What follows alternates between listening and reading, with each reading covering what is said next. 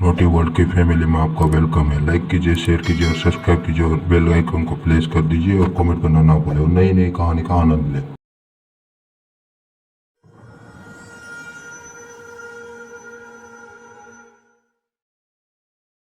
इस दुनिया में ऐसी बहुत सारी चीजें घटती हैं जिनका कोई भी एक्सप्लेनेशन नहीं होता। और जब ऐसी चीजें आंखों के सामने शुरू हो जाएं और अपने खुद के सर्वनाश की वजह बन जाएं, तो तब कोई भी अपनी बिलीव्स और आइडियोलॉजीज को क्वेश्चन करने लगेगा। ऐसी ही एक कहानी है डॉक्टर रोशन की। डॉक्टर रोशन एक गवर्नमेंट द्वारा अपॉइंटेड डॉक्टर थे और उनकी ड्यूटी उत्तर प्रदेश के एक छोटे से गांव गंगापुर में लगी थी। गंगापुर में पिछले कुछ दिनों से कई लोग एक बीमारी की वजह से पागल हो रहे थे। कुछ लोग तो कमजोरी की वजह से मर भी गए थे। डॉक्टर रोशन को इसी बीमारी के इलाज के लिए गंगापुर भेजा गया था। उस गांव में कदम रखते ही डॉक्टर रोशन ने सीधा उस बीमारी से जूझ रहे एक पेशेंट का चेकअप किया। तो रोशन ने देखा कि पेशेंट की बॉडी पर अजीब से निशान थे, जैसे किसी ने उसे जोरों से नोचा हो, और उसका शरीर नीला पड़ा हुआ था। साथ ही उसकी नसें इतनी फूली हुई थीं कि जैसे एकदम फटने वाली हों। उस बीमारी से जूझ रहे हर एक पेशेंट के साथ हूबहू ऐसा ही हो रहा था। रोशन को कुछ समझ नहीं आ रहा था, क्योंकि ऐसी बीमारी उसने पहली बार देखी थी। गंगापुर के मुखिया से जब रोशन मिला तो मुखिया ने उसे बताया कि लोगों को कोई बीमारी नहीं हुई है, बल्कि ये एक देवी का श्राप है जो उन्हें लग गया है। उन्होंने कहा कि ये सब कंस्ट्रक्शन वर्कर हैं, जिन्हें देवी के मंदिर की मरम्मत का काम मिला था। मरम्मत करते वक्त मंदिर बंद कर दिया गया था और किसी को भी मंदिर में जाने की अनुमति नहीं थी, यहाँ तक कि मंदिर के पुजारी को भी नहीं। और यहाँ की मान्यता है कि देवी को खुश रखने के लिए अपने खून का बलिदान देना होता है और उसे चढ़ाना होता है। और जब मंदिर बंद था तो किसी ने भी देवी को खून नहीं चढ़ाया। इसी वजह से देवी क्रोधित हो गई और अब उसके क्रोध का प्रकोप सब पर भारी पड़ रहा है। मुखिया ने कहा कि देवी को जल्द ही किसी की बलि देनी होगी, वरना तब तक वो खुद गंगापुर के लोगों की बलि चढ़ाती रहेगी। मुखिया ने रोशन को फौरन गांव छोड़ने की सलाह दी, पर रोशन एक बहुत ही एजुकेटेड और प्रोग्रेसिव आदमी था। इन सब में बिल्कुल यकीन नहीं करता था। उसे लगा था कि ये सब सदियों से चलती आ रही झूठी बातें हैं। लेकिन जब रोशन को गंगापुर के इतिहास के बारे में और चीजें पता लगीं, तो उसके रोंगटे खड़े हो गए। एक रोज वो गंगापुर के मंदिर के पास से गुजर रहा था कि तभी उसे एक अजीब सी बूढ़ी औरत दिखी, जो एक पेड़ के नीचे बैठी रोशन को घूरे जा रही थी। रोशन जैसे ही उसके पास से गुजरा, वो उसके ठीक सामने आ गई। उसके चेहरे पर उसके बाल बिखरे हुए थे। ऐसा लग रहा था जैसे वो कई महीनों से नहाई न हो। अचानक वो किसी पागल की तरह कुछ बड़बड़ाने लगी। रुक्मणी, मंदिर मत जाओ, वापस आ जाओ रुक्मणी, रुक्मणी, मंदिर मत जाओ। और यही बड़बड़ाते हुए वो बूढ़ी औरत जमीन पर गिर गई और उसे दौरे पड़ने लगे।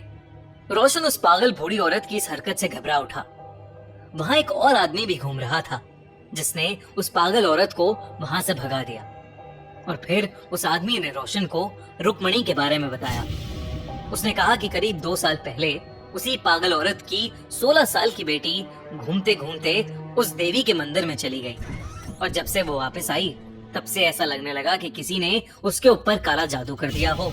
वो अजीब तरीके से बात करने लगी, मिट्टी और मिट्टी में सने कीड़े मकोड़े खा जाती थी, और उस गांव के कुएं के पानी में कभी थूकती तो कभी अपना हाथ चाकू से काट के उसका खून उस कुएं में गिरा देती।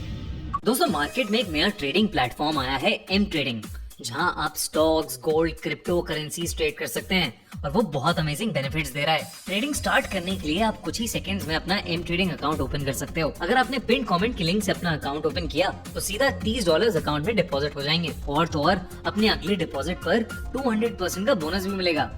इन केस आपको ट्रेड करना नहीं आता तो आप एक्सपीरियंस ट्रेडर्स की ट्रेड कॉपी करके कॉपी ट्रेडिंग भी कर सकते हैं। एम ट्रेडिंग के अंदर बहुत ही एक्सपीरियंस ट्रेडर्स अलग अलग स्ट्रेटेजीज के साथ ट्रेड करते हैं, जिसकी भी परफॉर्मेंस आपके स्टाइल और गोल से मैच करती है, आप उसे कॉपी कर सकते हो।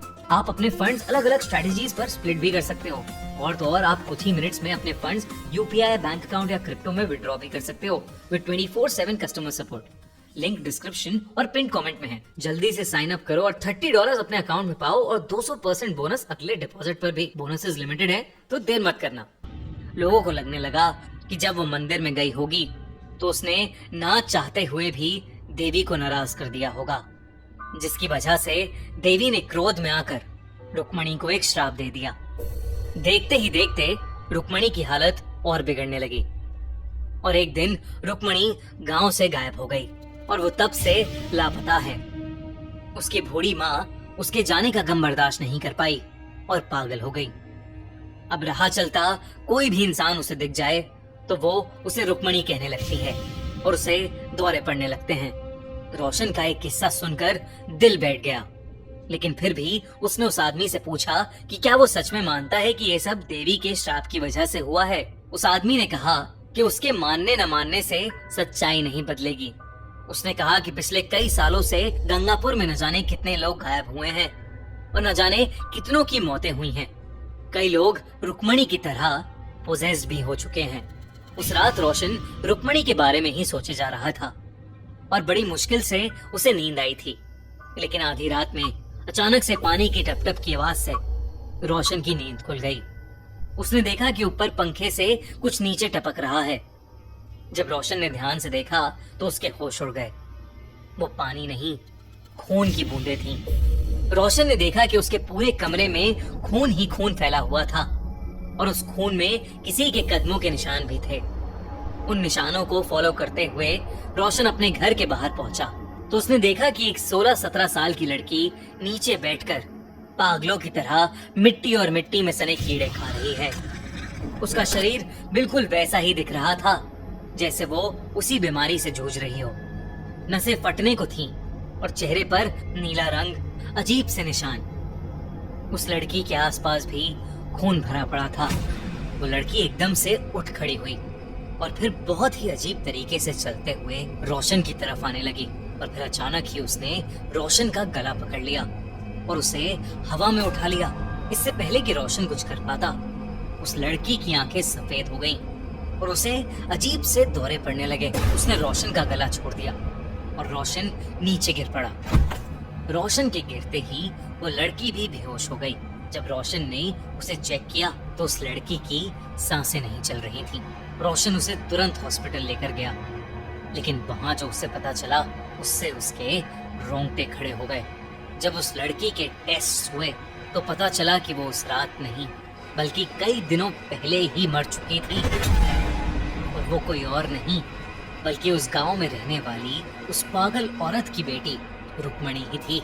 उस रात रोशन का दिल दहल गया था, लेकिन जब वो वापस अपने घर आया तो उसके घर के अंदर ना तो कोई पैरों के निशान थे और ना ही कमरे में खून की एक भी बूंद।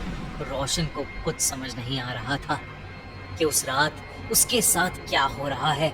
रोशन बस सुबह का इंतजार करने लगा और अगले ही दिन रोशन गंगापुर हमेशा हमेशा के लिए छोड़कर चला गया।